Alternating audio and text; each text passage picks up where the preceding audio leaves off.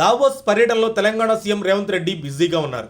పారిశ్రామిక పెట్టుబడుల లక్ష్యంగా ఆయన పర్యటన కొనసాగుతుంది. World economic forum president Brende Borge, Ethiopia deputy PM మెకోనెన్తో రేవంత్ రెడ్డి భేటీ అయ్యారు. తెలంగాణ రాష్ట్ర విద్యార్థులకు ఉద్యోగ ఉపాధి అవకాశాలను మెరుగుపరచడం, నైపుణ్యం పెంచే అంశాలపై మాట్లాడారు. దావోస్ పర్యటనలో సీఎం రేవంత్ రెడ్డితో ఐటీ శాఖ మంత్రి దుద్దిళ్ల శ్రీధర్ బాబు, పరిశ్రమల ముఖ్య కార్యదర్శి జయేష్ రంజన్, పెట్టుబడుల ప్రోత్సాహ ప్రత్యేక కార్యదర్శి విష్ణువర్ధన్ రెడ్డి, సీఎంఓ ఉన్నతాధికారులు శేషాద్రి, అజిత్ రెడ్డి ఉన్నారు. వివిధ దేశాలకు చెందిన పారిశ్రామికవేత్తలు, సీఈఓలతో సీఎం రేవంత్ రెడ్డి బృందం చర్చించి ఒప్పందాలపై సంతకాలు చేయనుంది. ఫార్మా, ఎలక్ట్రానిక్స్, డేటా సెంటర్లు, డిఫెన్స్, ఏరోస్పేస్, ఆహార శుద్ధి, పునరుత్పాదక రంగాల్లో పెట్టుబడులు పెట్టాలని కోరుతుంది.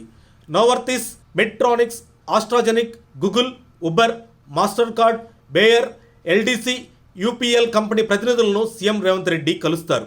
మన దేశానికి చెందిన టాటా, విప్రో, హెచ్సిఎల్, టెక్, జేఎస్డబ్ల్యూ, గోద్రేజ్, ఎయిర్టెల్, బజాజ్, సిఐఐ, నాస్కామ్ వ్యాపార ప్రతినిధులతో ఈరోజు రేపు సీఎం రేవంత్ రెడ్డి చర్చిస్తారు. వైద్యారోగ్య రంగంలో ఆర్టిఫిషియల్ ఇంటెలిజెన్స్ ఉపయోగించి ప్రజల హెల్త్ డేటా రూపొందించే అంశంపై చర్చ జరగనుంది.